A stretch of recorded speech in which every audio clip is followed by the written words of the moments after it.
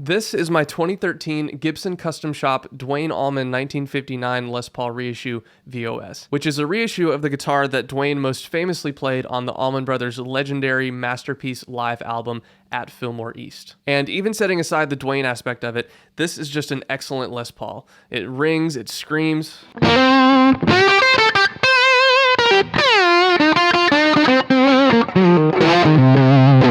It cleans up beautifully.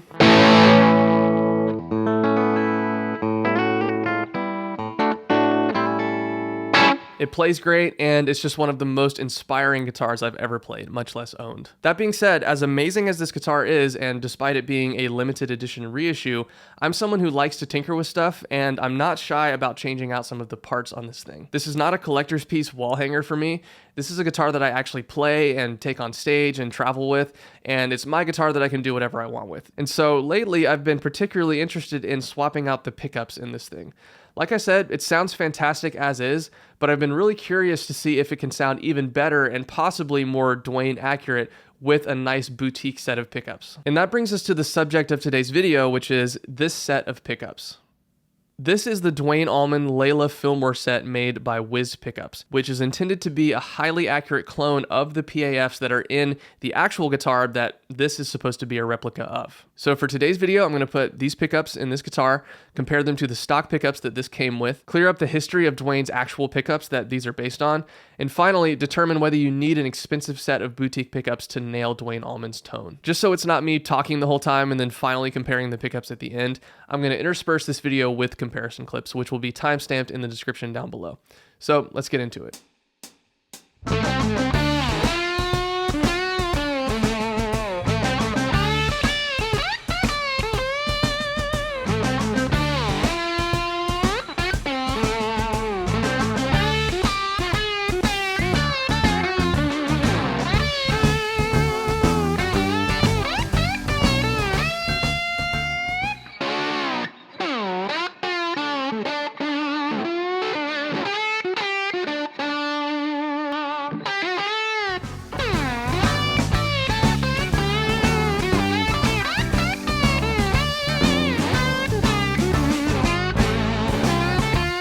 First, let's do a quick history rundown of the actual pickups that these are based on. Duane Allman's main guitar for the first year and a half of his time in the Allman Brothers Band was his 1957 gold top Les Paul equipped with a set of PAF humbuckers that would have come stock in that guitar. During this time, he experimented with taking the covers off and putting them back on, but it's the same set of pickups in the guitar either way.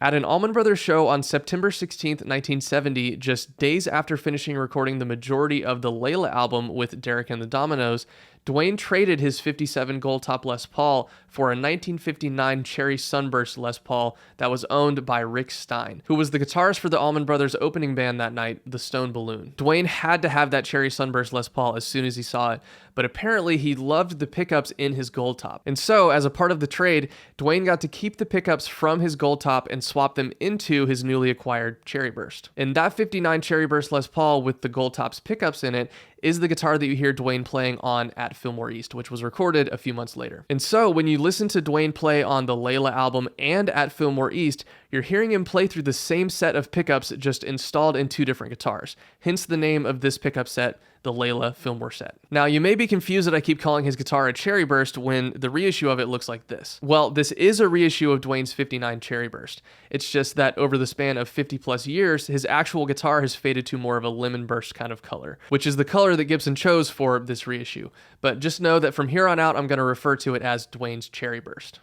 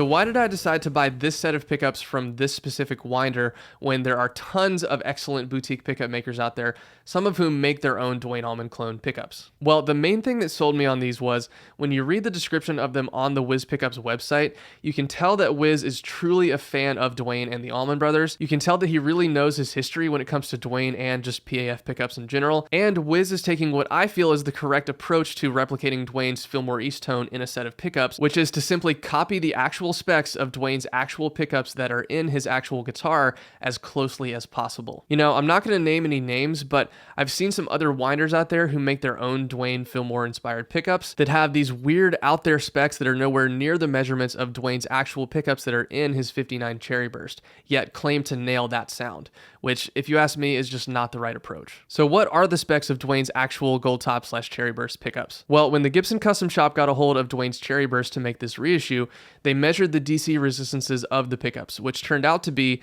6.97k ohms for the neck and 7.04k ohms for the bridge. And those are the numbers that Wizz aims for with these pickups. The set that I got measures out at 7.08k for the neck and 7.29k for the bridge, which is slightly higher, but that's fine. All pickups vary a little bit, and that's close enough. The point is, if you know anything about humbucker specs, then you'll know that those numbers indicate a very low output underwound set of humbuckers, even for a vintage set of PAFs. Super low output humbuckers like this typically give you that Tilly on steroids kind of tone that people talk about, and equates to a lot of clarity and articulation with less bass and mids compared to a higher output set of humbuckers. Now, those numbers may surprise some of you.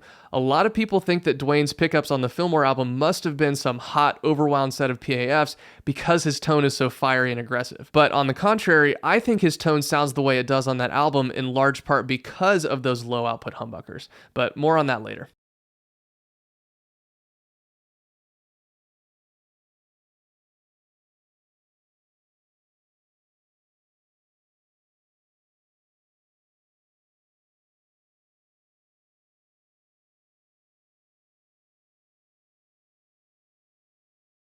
The type of magnet that Wizz chose for this set of pickups is Alnico 3, which tends to be a lower strength magnet and also has a lot of clarity and isn't super aggressive sounding. It tends to be a more delicate kind of sound. And because I don't think Gibson tested the composition of the magnets in Duane's actual pickups, it sounds like Wizz simply used his ears to determine what he thought was the best sounding magnet choice for this set. And again, Wizz seems like enough of a Duane fan and a skilled enough pickup winder that I'd trust his ears. But what about the stock pickups that this guitar came with?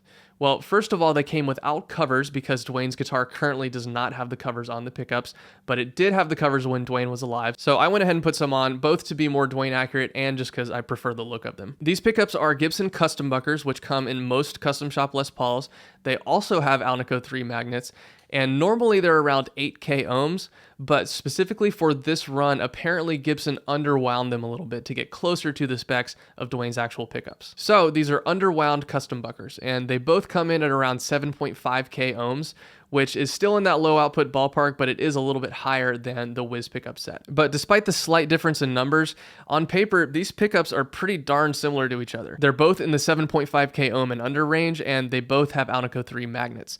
So while I think they probably will sound different, there's a chance that these two sets of pickups could sound very similar to each other. You guys will have heard some comparisons already, but I think it's time for me to finally put these pickups in this guitar and see what I think of them.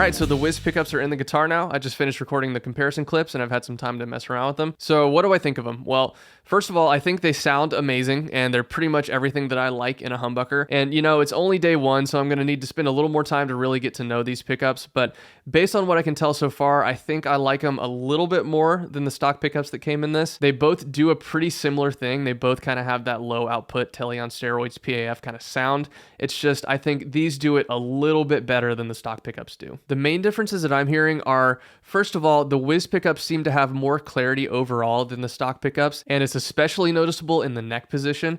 The neck position of the Wizz Fillmore set is much clearer and sparklier sounding than the stock pickup set, which to me is a good thing because, I mean, everyone knows that neck humbuckers can get a little bit muddy sometimes, especially if you're playing into a Marshall kind of thing like I am. You want to have as much clarity as possible with that neck pickup. The Wizz bridge pickup is also a little bit clearer sounding in the upper treble than the stock pickup is, but I'd say it's maybe a little bit less drastic of a difference with the bridge positions. I also feel like the Wizz pickups are a little bit leaner in the lower mids than the stock pickups are. The stock pickups have a little bit more of that kind of low mid weight to them, which some people might actually prefer the stock pickups in that respect because at a glance it seems like they might be a little bit fuller sounding than the Wizz pickups. But personally, I think I like the voice of the Wizz pickups a little bit more because having that little bit leaner lower mids and maybe a little bit more upper mid range emphasis is going to make these cut through a mix better than the stock pickups do. And I think that mid range character of the Wizz pickups combined with the little bit of extra clarity that they have makes these sound a little bit closer to that Duane Fillmore East kind of tone. Because first of all, if you ask me, his tone on the Fillmore East album is leaning more on the bridge pickup, and when he's on the bridge pickup, it has that very like upper mid-range nasal kind of honk thing to it. And to me, these do that a little bit better than the stock pickups. And just overall, what I feel like is the main kind of overarching difference between this set of pickups and the stock ones is just clarity without harshness with the Wizz pickups. Without comparing them side by side, the stock pickups have a lot of clarity. They have that low output, underwound humbucker kind of thing going on. But comparing them to the Wizz pickups, the stock pickups seem to be simultaneously a little bit less clear and a little bit harsher at the same time. The Wizz pickups have more clarity, but to me, they're somehow also a little bit smoother at the same time. It's like they're brighter and clearer, but the voice of them is just a little bit more pleasing. And the video probably isn't going to get this across, but the attack of them just feels a little bit nicer under the fingers than the stock pickups do. It's just a little bit kind of smoother and easier playing, whereas the stock pickups are a little bit kind of harder and harsher sounding. But when I say that, I'm really talking about subtle differences here. It's not like these pickups are night and day different from each other. This is just really listening in closely and trying to hear the subtle nuances between these two sets of pickups. I still would be totally happy to keep the stock pickups in this guitar, but now that I have these in here, I do think I like them more, and I'm for sure going to keep them in, and I feel like it was definitely a worthy purchase.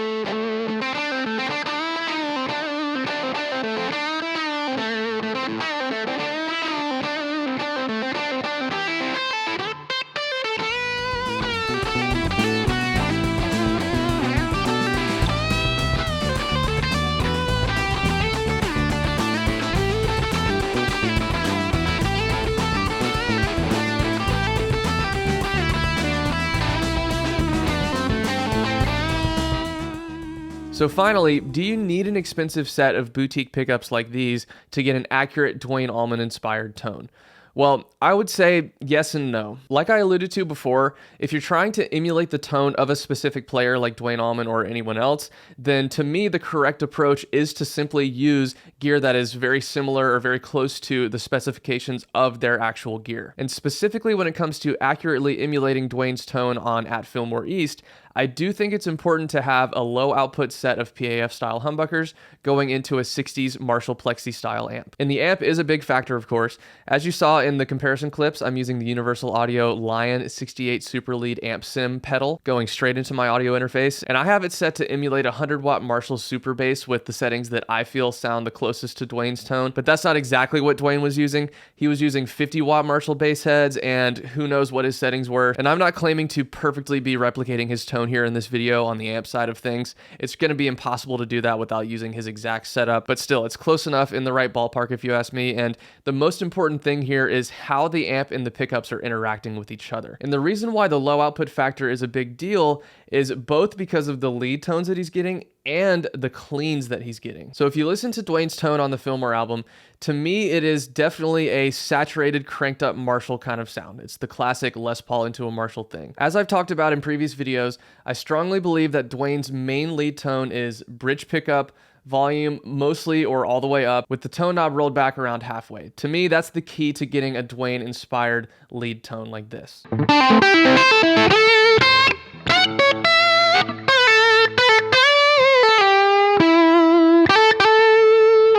Compare that to turning the tone knob all the way up, and it's much harsher sounding and not really Duane-like if you ask me.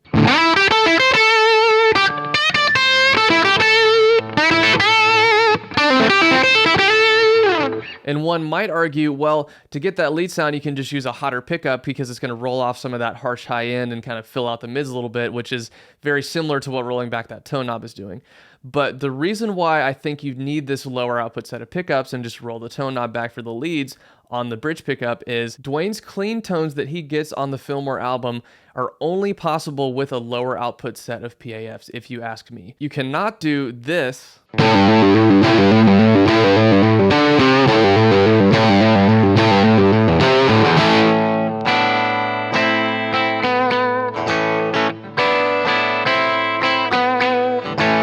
You can't do what I just did with a hotter set of pickups. To show you what I mean, I'm going to use this guitar as a high output pickup example, which it's not a perfect comparison, I know, because this is a P90, that's a humbucker, but still, P90s and humbuckers aren't worlds apart, and it's still going to demonstrate my point. This is a Fralin 5% overwound P90, which comes in at about 8.9k ohms, which remember, the Wizz pickups are closer to 7k ohms, so this is going to be a huge jump in output here.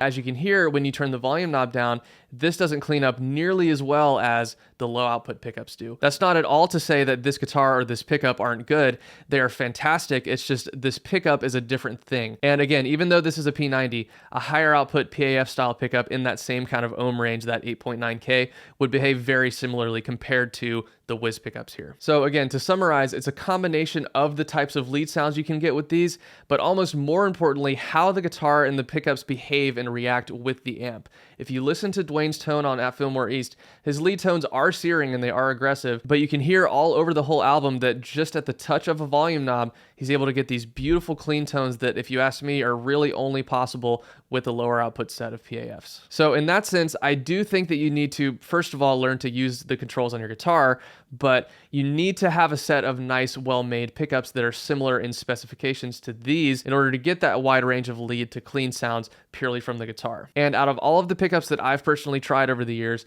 this set of Wizz pickups does that underwound PAF thing the best. But to answer the question of, do you need an expensive set of boutique pickups to do that thing, and specifically to do the Duane Allman thing, I would say no. Like I talked about before, these pickups I think do sound better and do sound a little bit closer to that Duane thing than the stock pickups, but again, it's not a huge night and day difference. The stock pickups that came in this thing still absolutely can get that kind of sound. They still do the low output clarity cleanup thing very well. And I've played plenty of less expensive pickups that also do that low output thing very well. Some examples are the Underwound Mojo Tone 59 clones, Seymour Duncan Seth Lover, which are a little bit higher output but have a similar clarity to these. A pickup that I actually wound myself, which is around 7.5K, And just anything that's going to have similar specs to these, I think will get you in that type of ballpark. Are the Wizz pickups going to sound 10 to 15% better or more Duane accurate than those other pickups? I would say yes, but you don't need an expensive set of pickups. And at the end of the day, what does it even mean, or what is the point of trying to perfectly emulate Duane Allman's guitar tone? Because if you ask me, it's not even really about perfectly to a T replicating Duane's tone, because no one is ever going to be able to do that, because no one has Duane's hands. Nobody is in the Fillmore East. Nobody's recording their amps with the exact recording equipment with the same engineers and producer that they used on that album. And also, as Wizz Pickups brings up on their website, there are different versions and different mixes of At Fillmore East where Duane's tone sounds pretty different from one to the next. And I'm also sure his tone sounded different in the room compared to how it sounds on any of these different versions of At Fillmore East. And so there isn't really one specific Duane Fillmore East tone. There is a range of tones that he's getting, and there's a style of sound that he's getting that, again, I think these types of pickups with this setup is going to get you closer to. But what you're really doing with a set of pickups like this is not perfectly exactly getting an exact picture of Duane's tone on that album just from changing the pickups in your guitar. What you're really doing is, one, just getting a very nice high quality set of pickups in general. Two, getting an approximation of a Duane style sound. And three, possibly getting to experience a little bit of what Duane was working with gear-wise while he was recording that album, and using that as a source of inspiration to make you play differently.